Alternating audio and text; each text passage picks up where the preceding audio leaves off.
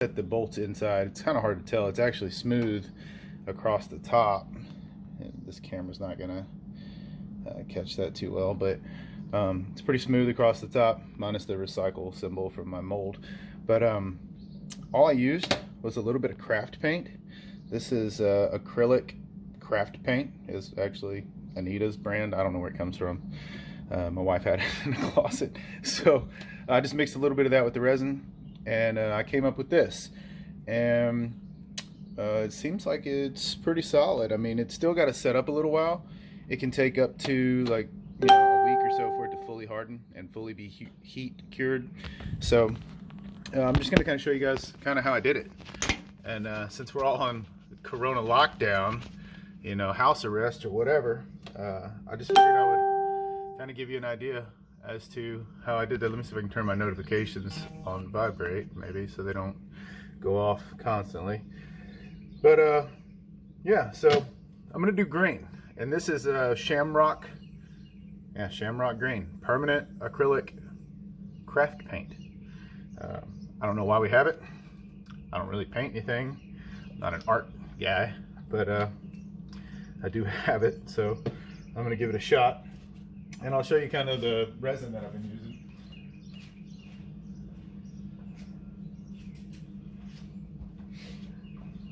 The resin I'm using is, well, it's MAS tabletop clear epoxy resin, high gloss, self-leveling.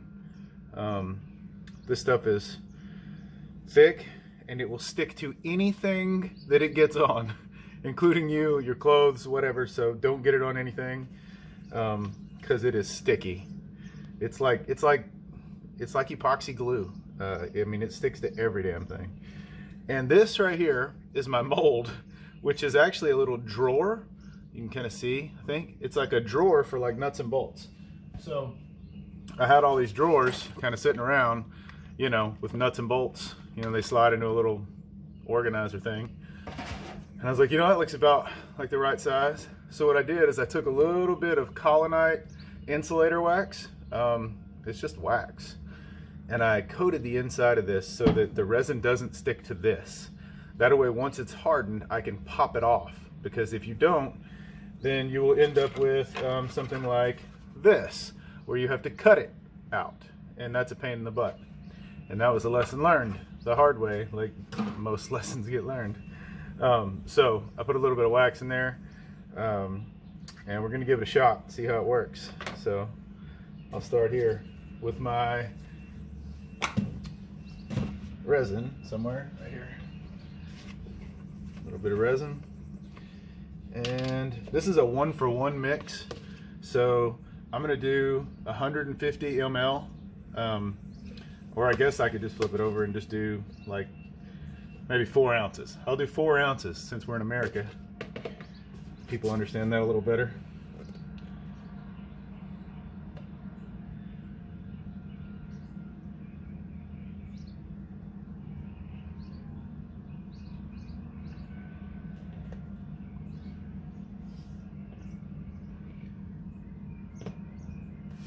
And I even put a little bit of wax on my tray, because if it gets on my tray, it sticks to that, and then you have to scrape it off.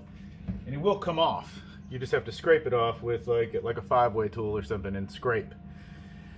And it chips away like plastic. It's really hard stuff.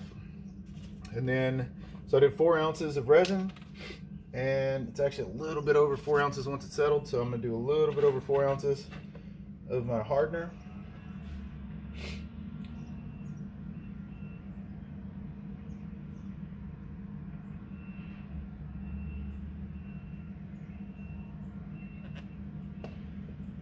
That. There we go. And I'm gonna set this sticky stuff over here out of the way.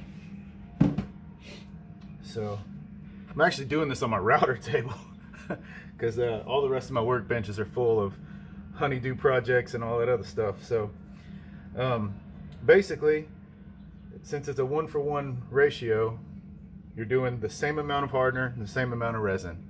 I'm gonna grab some gloves real quick.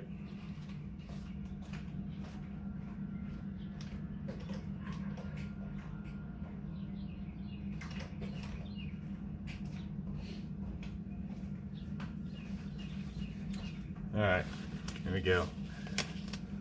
The gloves are just because this stuff's sticky. And you will get it on you, no matter what you do, so.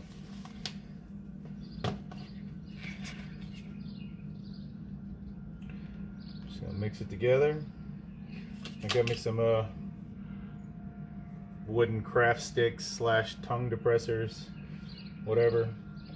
I think I got these at Hobby Lobby for a project for my son's school. We had to build a marble roller coaster out of like tongue depressors and stuff. That turned out pretty sweet.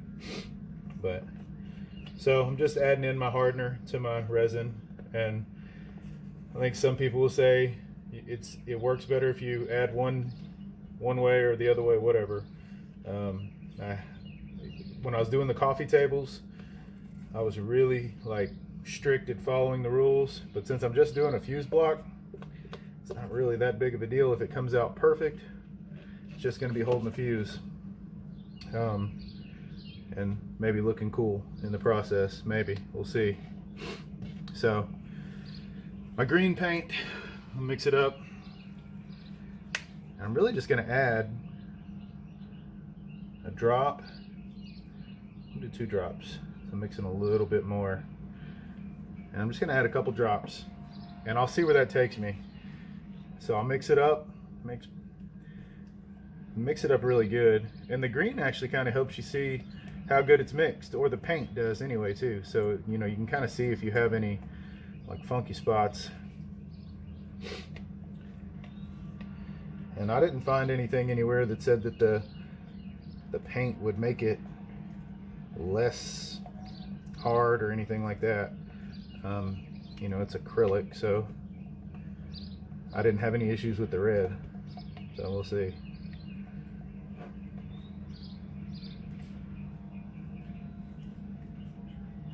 And the main thing about it is just to make sure that it's mixed really well. I think the instructions actually say to mix it for like, I don't know, like 5 minutes or something. Like I said, if I was doing a coffee table or like, you know, a piece of furniture that I wanted to last forever or something, you know, I would really be following the rules, the instructions a little bit more strictly. But since I'm just doing this, it's not overly a big deal to me. This is still kind of in the learning phase, I guess.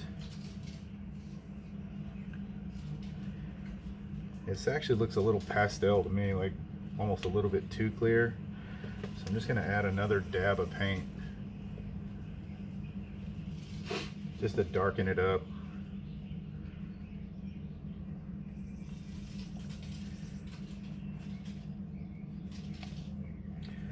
So I poured 18 gallons of this resin in a coffee shop, beer garden, pizzeria, and I probably had about a half a gallon left over, maybe that much. And it really goes a long way with small stuff like this. Like, I think a 2-gallon kit's $116 on Amazon, and 2 gallons would go a really long way if you were just making little art stuff like this, or whatever you want to call this. And I got me a little bucket of denatured alcohol just to kind of keep stuff somewhat from sticking to it. I have another mixer, but it's just as easy to do this one by hand. And then you'll see there's a bunch of bubbles in there. They'll mostly go away as they settle. There still might be a few in there, but it's not that big of a deal. Like I said, like with this one, I'm actually gonna just cut the edges down and then buff it a little bit, and that way it's a little more square and not as rounded. And anytime you get these bubbles, I'll show you kind of how to get them out of here too.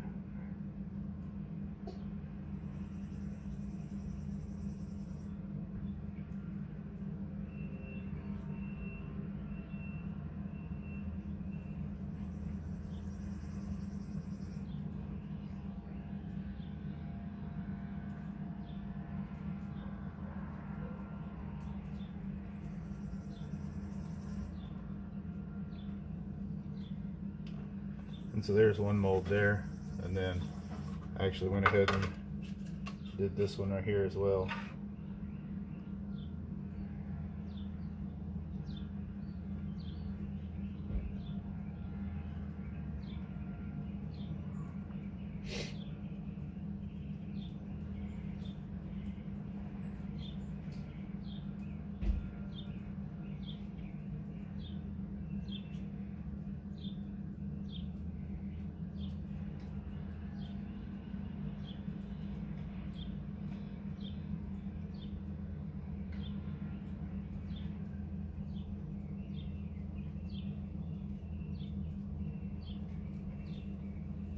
And so that's the main part of that.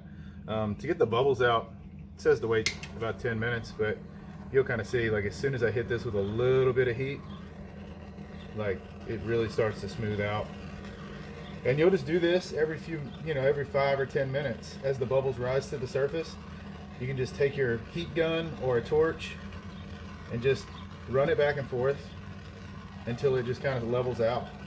And it'll be really nice and smooth when it's all said and done, as the bubbles settle.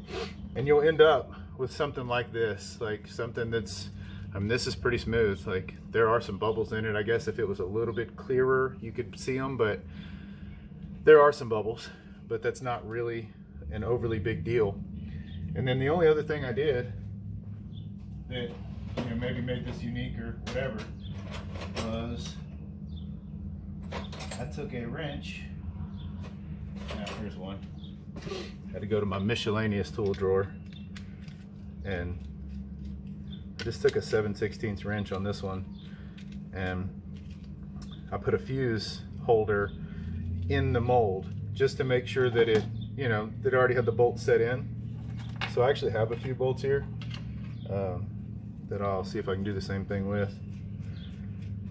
And all I did was I just took 2 nuts and bolted them down onto the end, and just tried to make sure that they were roughly in the same spot, you know, on the threads.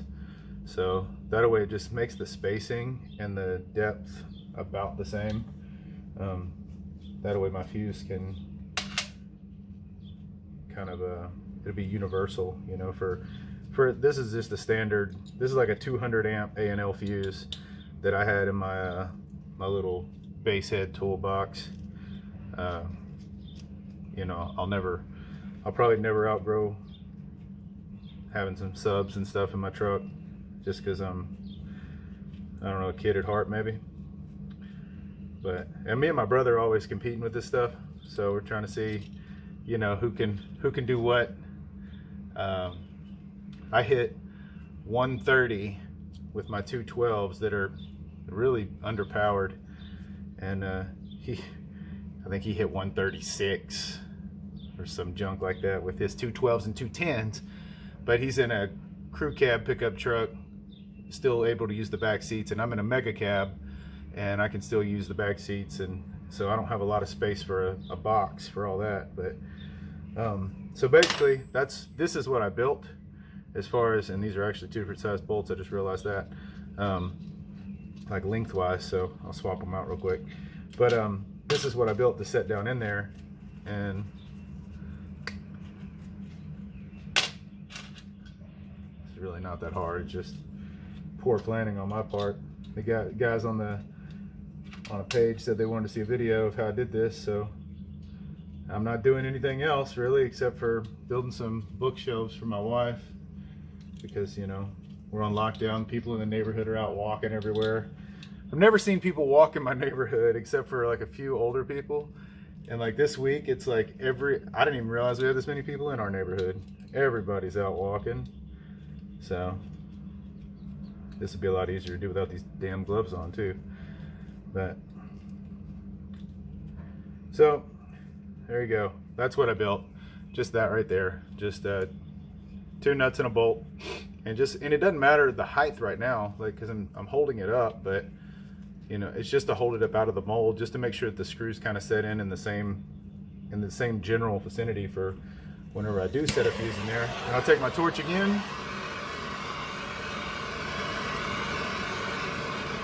And I don't know how well you guys can see that, but like if you're looking at if you see all that tight.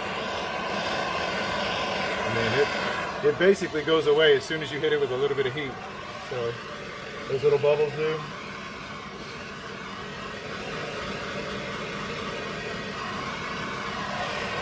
And it doesn't take much. I mean, too much heat, you'll burn it. You're really just kind of blowing it over and it just pops the air bubbles or whatever. So then I just took this, and on this one I'm going to do it a little bit differently. I'm going to stick one of my little sticks across here. If I can figure out a place to put this. I'll stick that across there. It's not going to be, that'll be too, trying to keep it up off the bottom just a little bit.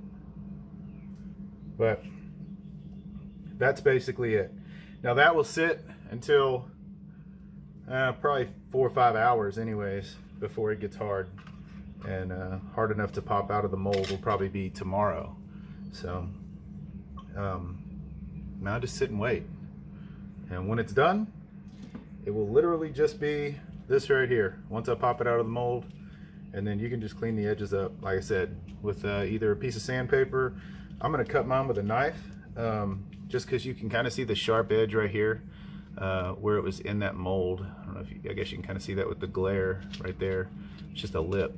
I'm just going to kind of cut it off and then just kind of hit it with a little sandpaper and then a little bit of rubbing compound, and then that'll be done.